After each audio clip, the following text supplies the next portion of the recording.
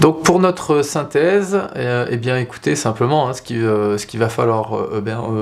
revoir, enfin du moins en termes de conclusion, hein, c'est bien de faire donc la distinction, hein, entre donc charge directe et charge indirecte d'un côté, et tout ce qui est donc charge fixe et variable, hein, de l'autre. Donc eh bien simplement tout ce qui est donc charge directe et indirecte, c'est ce qui va nous permettre, hein, de calculer le coût de revient complet donc d'un produit, et donc à contrario de tout ce qui est donc charge variable, ça va plus nous donner donc une information sur la marge en fait, hein. Donc quand on parle par exemple de marge sur coût variable, c'est typiquement le calcul du coût partiel, hein, qu'il va falloir donc utiliser, et donc c'est aussi un moyen de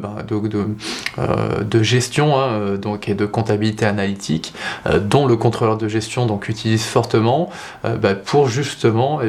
piloter tout ce qui est donc marge sur coût variable.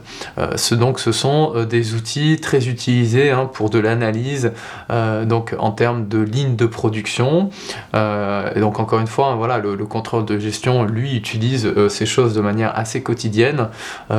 et donc en termes de gestion de stock également, c'est ce qui permet tout simplement, hein, de faire la distinction donc entre chaque coût,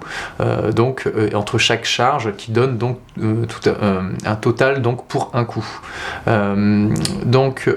Ceci, on va tout simplement le revoir à travers des exercices que vous retrouverez donc par la suite.